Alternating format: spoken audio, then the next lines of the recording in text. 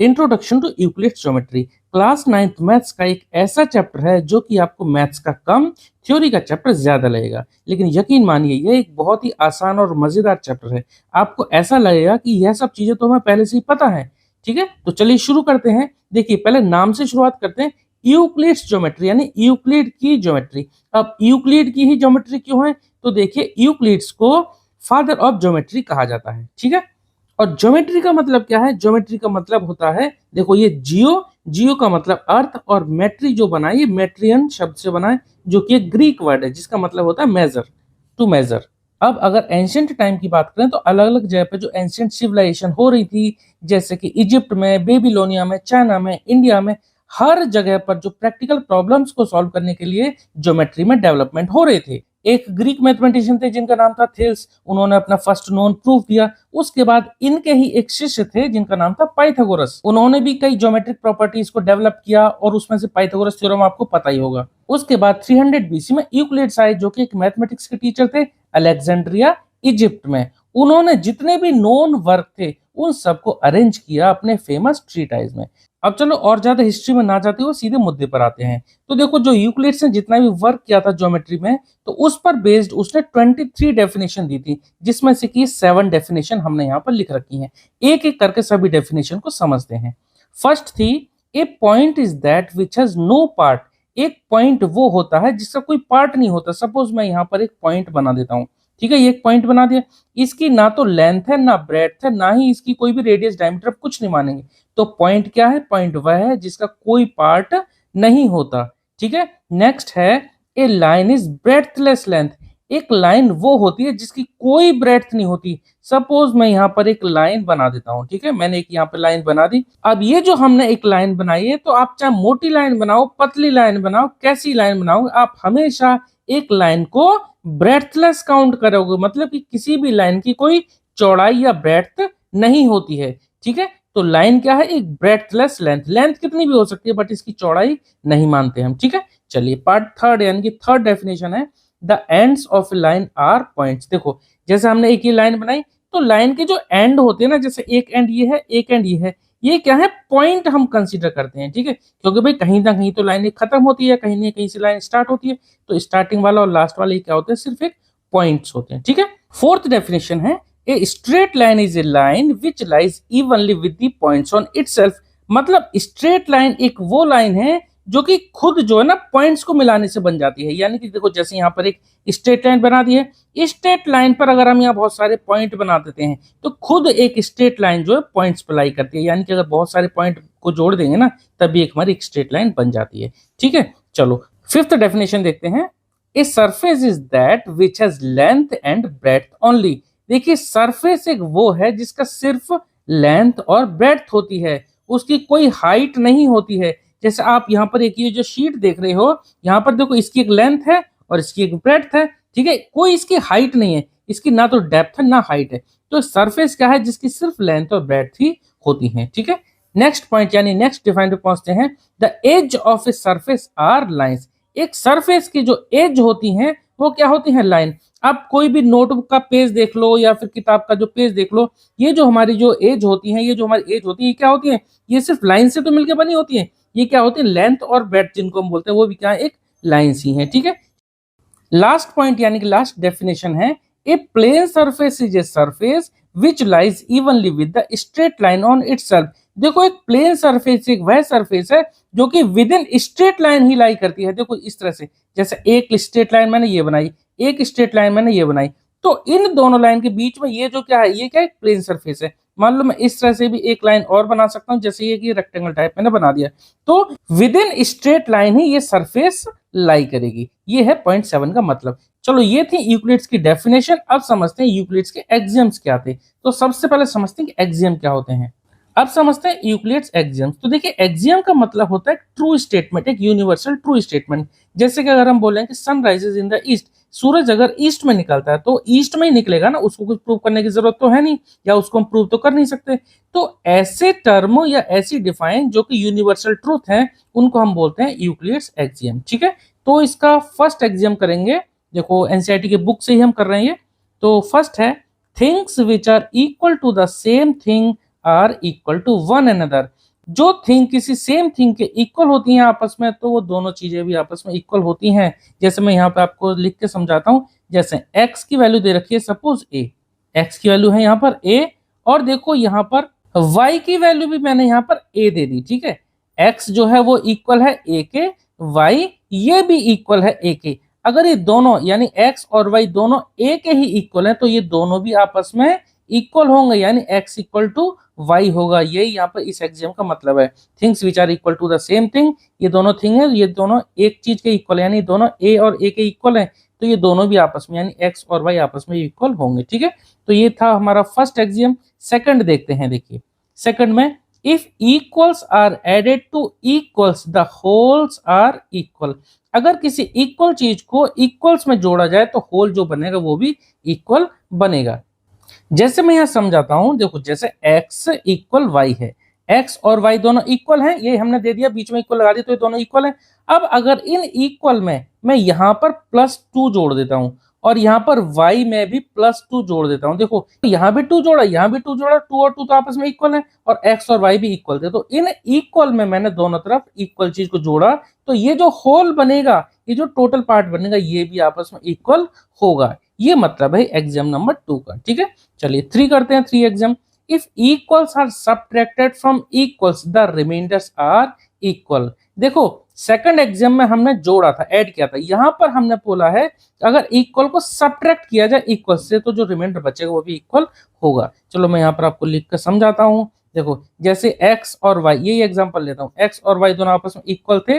अगर ये इक्वल थे, अगर इन दोनों में से सेम चीज कोई मैं सब्ट्रैक्ट करूं, जैसे सपोज इस बार मैं x में से 3 को घटा देता हूँ, x में से 3 को घटाया, यहाँ भी मैं y में से सेम चीज 3 को ही घटाता हूँ, तो जो भी यहाँ रिमाइंडर बचेगा, यहाँ जो भी रिमाइंडर बचेगा वो भी आपस में इक्वल आएगा। ये है थर्ड का मतलब। फोर्थ एग्जाम है, things which coincide with one another are equal to one another. जो चीजें एक दूसरे को कोइंसाइड करती हैं वो आपस में इक्वल होंगी। जैसे कि देखिए मैं यहाँ पर आपको समझाता हूं। जैसे देखिए यहाँ पर ये 2 पॉइंट, ये 2 पॉइंट है, ये 2 पॉइंट तो अलग अलग हैं। सपोज इन दोनों पॉइंट को और एक ही पॉइंट पर कोइंसाइड, यानी कि इस पॉइंट को भी मैंने यहाँ बना दिया और ये पॉइंट भी इसी पॉइंट पर लाई कर रहा है, मतलब कि ये दोनों पॉइंट यहाँ पर कोइंसाइड कर रहे हैं, तो ये दोनों पॉइंट क्या होंगे जो आपस में कोइंसाइड कर रहे हैं, ये दोनों पॉइंट आपस में इक्वल होंगे, ठीक है। ये है हमारा फोर्थ एग्जाम। फिफ्थ देखते हैं, the whole is greater than the part. जो होल होगा वो पार्ट से ग्रेटर होगा हमेशा। देखो ये कैसे है, इसका मतलब आप समझो।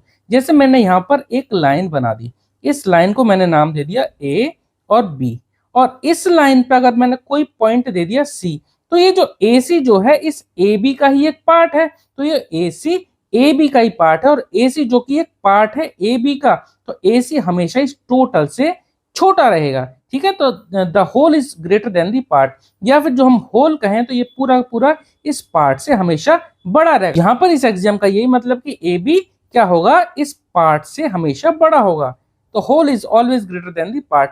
आप इसको ऐसे भी समझ सकते हैं, जैसे हमने एक पूरा एप्पल ले लिया, उसमें से हमने एक पार्ट एप्पल को काट लिया, तो जो एक पार्ट एप्पल है वो क्या हो, उस एप्पल का पार्ट है, और जो होल जो एप्पल था स्टार्टिंग में, वो जो एप्पल था उस पार्ट से तो हमेशा बड़ा ही होगा, ठीक है। ये मतलब है। चलिए सिक्स्थ एग्जाम देखते हैं, things which are double of the same things are equal to one another.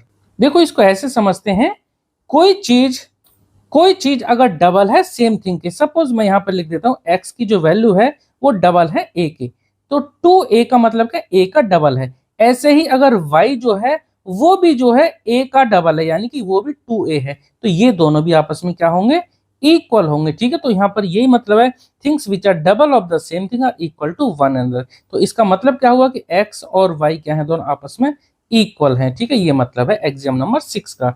चलिए लास्ट एग्जाम देखते हैं। एग्जाम नंबर 7 है, things which are halves of the same things are equal to one another. देखो जो चीज half है किसी same चीज के, वो आपस में भी दोनों इक्वल होंगे। देखो जैसे 6th एग्जाम में हमने पढ़ा था कि जो चीज किसी चीज के डबल है, जो चीज किसी चीज के डबल है, यानी ए का डबल यहाँ था, यहाँ पे ए का डबल था, तो ये दोनों आपस में इक्वल थे। 7th पार्ट में हाफ की बात करी है, यहाँ पे डबल थे। देखो मैं आपको यहीं पे समझा देता हूँ, 7th पार्ट यहीं लिख देता हूँ। देखो जैसे x क्या दे रखा है, x दे रखा है a/2, और y है, y भी दे रखा है a/2, तो यहाँ पे किसी चीज का हाफ है, और यहाँ पे भी सेम चीज का ये हाफ है, तो ये दोनों भी आपस में इक्वल होंगे, x इक्वल टू वाई। ये था हमारा 7th एक्सियम। और अब समझते हैं पोस्टुलेट्स। यूक्लिड्स एक्सियम कंप्लीट हो गए, अब हम समझते हैं यूक्लिड्स के 5 पोस्टुलेट्स। देखो एक्सियम और पोस्टुलेट में क्या फर्क है। एक्सियम हम कोई भी जनरल चीज, कोई भी हम यूनिवर्सल ट्रूथ के लिए यूज करते थे। जैसे एग्जांपल मैंने आपको बताया था, the sun rises in the east, sun हमारा ईस्ट में राइज करता है, तो ये क्या था, यूनिवर्सल ट्रूथ था, तब हम यूज करते थे उसके लिए एक्सियम। लेकिन पोस्टुलेट्स हम तब यूज करते हैं जब हम कोई भी मैथमेटिक्स, किसी ज्योमेट्रिकल टर्म के लिए, किसी ज्योमेट्री एक्सप्लेनेशन के लिए जो यूनिवर्सल ट्रूथ यूज करते हैं, तब हम वर्ड बोलेंगे क्या, पोस्टुलेट्स। ठीक है, तो पोस्टुलेट 1 है हमारा, a straight line may be drawn from any one point to the other point. कोई पॉइंट है यहाँ पर हमारा ए, ये कोई पॉइंट है ए, इस पॉइंट से अगर हम कहीं तक भी हम कोई भी लाइन खींचते हैं तो एक पॉइंट पर जाके ही मिलेगा। ठीक है, यहाँ से अगर हमने कोई एक लाइन स्टार्ट की इस पॉइंट से, तो जहां भी वो लाइन खत्म होगी वो भी एक पॉइंट पर ही जाकर खत्म होगी। ठीक है, ए straight line may be drawn from any one point to any other point. कहीं तक भी इस लाइन को कहीं भी खींच जाओ तो वो क्या होगा, जहां पे भी जाके लाइन कंप्लीट होगी वो हमारा पॉइंट होगा। सपोज ये बी पे खत्म हुई तो ये बी हमारा क्या है, पॉइंट है। ठीक है, अब इसी को सपोर्ट करने के लिए यहाँ पर एक्सियम नंबर 5.1 दी है, इसको भी समझ लेते हैं। Given any two distinct points there is a unique line that passes through them. देखो इसी तरह ही है, मतलब कि अगर कोई भी दो पॉइंट है, यहाँ पर मैं लिख देता हूं, चलो एक्सियम 5.1। यहाँ पर देखो ये दो पॉइंट है, मान लो कि यहाँ पर एक कोई पॉइंट है P और दूसरा पॉइंट है कोई यहाँ पर Q। तो अगर मैं इन P और Q के पॉइंट में मतलब कि अगर इन P और Q पॉइंट को जोड़ूंगा तो इनके बीच में सिर्फ एक ही लाइन ड्रॉ कर सकते हैं, और वो भी क्या होगी, एक स्ट्रेट लाइन ही होगी। गिवन टू डिस्टिंक्ट पॉइंट का मतलब दो अलग अलग पॉइंट है, there is a unique line, unique का मतलब सिर्फ एक, there is a unique line that passes through them. कोई भी दो पॉइंट के बीच में सिर्फ एक ही लाइन को हम ड्रॉ कर सकते हैं। ठीक है, एक पॉइंट पे हम तो देखो यहाँ पर कितनी भी लाइन ड्रॉ कर सकते हैं, कितनी भी, लेकिन कोई भी यूनिक, अगर कोई दो पॉइंट है, डिस्टिंक्ट पॉइंट है, उन दोनों डिस्टिंक्ट पॉइंट को अगर आपस में जोड़ेंगे तो सिर्फ एक लाइन से ही ज्वाइन कर सकते हैं। भले एक पॉइंट पे हम कितनी भी लाइन बना लें, लेकिन अगर कोई दो पॉइंट है तो उनको जोड़ने के लिए सिर्फ एक ही लाइन बन सकती है। ठीक है, तो ये था हमारा एग्जाम 5.1। पोस्टुलेट 2 समझते हैं, अब जरा लिख देते हैं पोस्टुलेट नंबर 2। ठीक है, पोस्टुलेट 2, तो इस पोस्टुलेट में पढ़ते हैं, a terminated line can be produced indefinitely. अब देखो यूक्लिड्स के टाइम में टर्मिनेटेड का मतलब था लाइन सेगमेंट, जो अब हम लाइन सेगमेंट वर्ड यूज करते हैं ना, उस टाइम पे बोलते थे इसको terminated line. A terminated line can be produced indefinitely. देखो कोई भी एक लाइन सेगमेंट है, कोई भी एक लाइन सेगमेंट यानी कि कोई भी एक टर्मिनेटेड लाइन है, उसको हम किधर भी इंडेफिनेटली एक्सटेंड कर सकते हैं। आप यहाँ से बी से इसको और एक्सटेंड कर सकते हैं किसी पॉइंट तक, ऐसे यहाँ से ए से इधर भी हम एक्सटेंड कर सकते हैं किसी भी पॉइंट तक। ठीक है, तो कोई भी लाइन सेगमेंट को हम इंडेफिनेटली हम एक्सटेंड कर सकते हैं। ठीक है, तो पोस्टुलेट नंबर 2 था ये। अब हम पढ़ेंगे पोस्टुलेट 3। पोस्टुलेट नंबर 3 में क्या है, देखिए समझते हैं।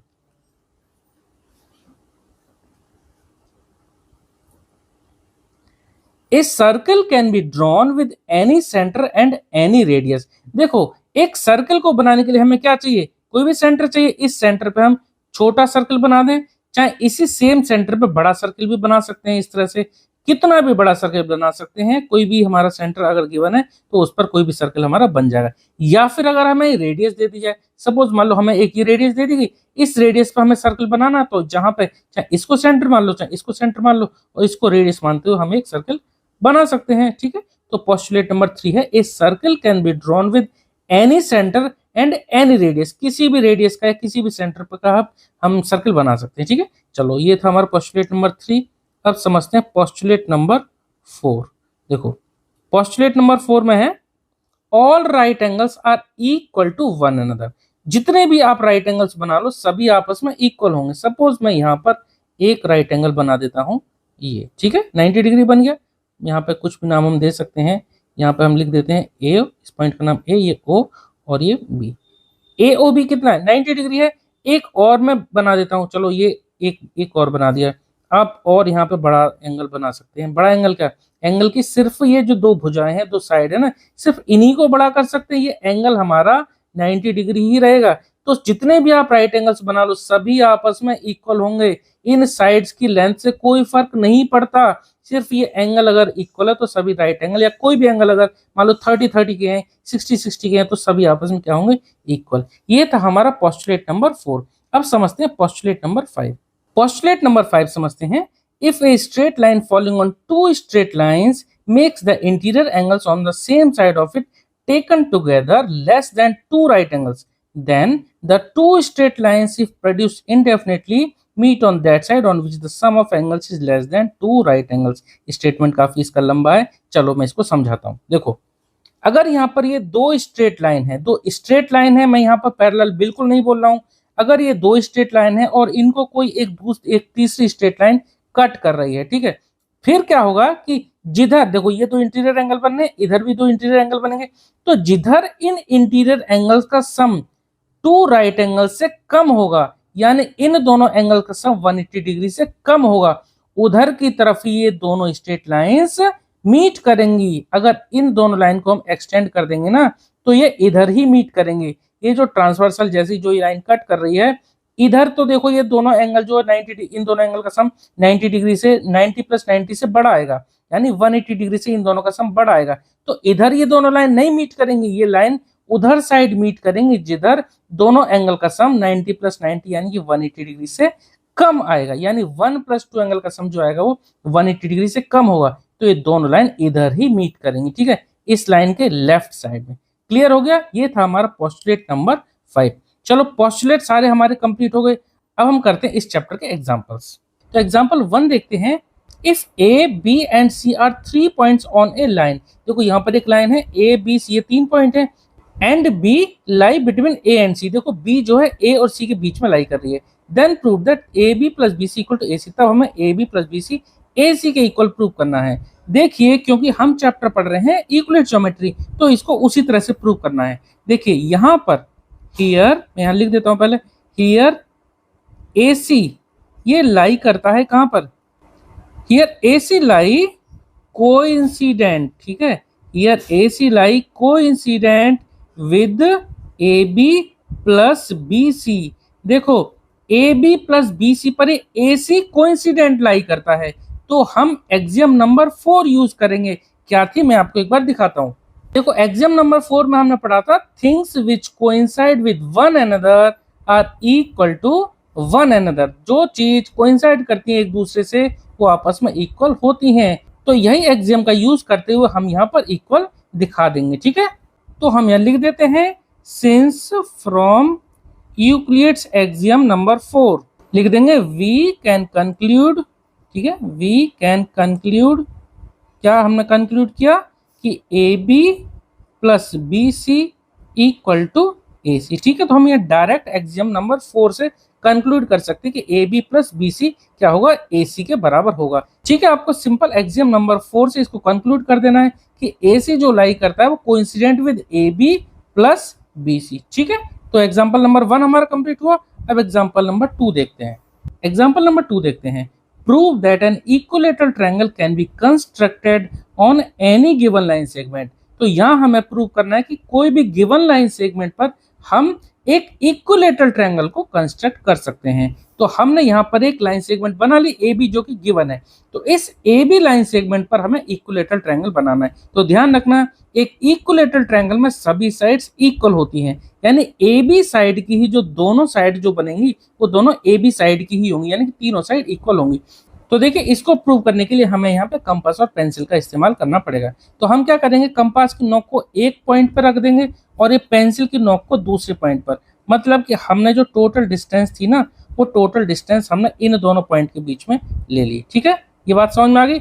अब हमें क्या करना है, एक पॉइंट पर ये कंपास की नुकी रखी और इसको हमें एक यहाँ पे आर्क लगा देनी है, इस तरह से एक आर्क में यहाँ लगा दी। अब सेम जैसे एक पॉइंट पे यहाँ रखी थी, अब दूसरे सेम पॉइंट पे, मतलब दूसरे पॉइंट पे इसी तरह से जैसे हमने पहले वाले पे नुक रखी थी ऐसे यहाँ पे नुक रखी और यहाँ पे एक आर्क हमने यहाँ बना दी, ठीक है। अब ये जहां दोनों आर्क मिली, इस पॉइंट को हमें यहाँ पे ए पर और इस पॉइंट से ही हमें यहाँ पॉइंट बी पर लाइन सेगमेंट खींच देनी है, ठीक है। तो लाइन खींच देते हैं। चलो यहाँ मेरे पास स्केल मुझे अभी फिलहाल मिल नहीं पाया, तो मेरे पास प्रोटेक्टर अवेलेबल था, तो मैं इसी की हेल्प से एक लाइन खींच देता हूँ। चलो तो इस तरह से इस पॉइंट को यहाँ पर मिला दिया और यहाँ पर हमने एक लाइन सेगमेंट खींच दी। ठीक है, ऐसे बी पॉइंट से इनके इंटरसेक्शन पॉइंट को मिला देते हैं, तो ये लाइन सेगमेंट खींच दी। तो ये जो हमारा बना ना, ये इक्विलेटरल ट्रायंगल बन गया, मतलब ये साइड और ये साइड तीनों इक्वल हैं। ठीक है, तो ये एग्जाम्पल हमारा कंप्लीट हो गया। आई होप कि आपको समझ में आया होगा, और ये चैप्टर का पूरा कॉन्सेप्ट विद एग्जांपल्स हमने कंप्लीट कर लिया। उम्मीद करता हूं कि आपको समझ में आया होगा। चलिए मिलते हैं नेक्स्ट वीडियो में, जिसमें हम एक्सरसाइज 5.1 कंप्लीट करेंगे। Okay, thank you.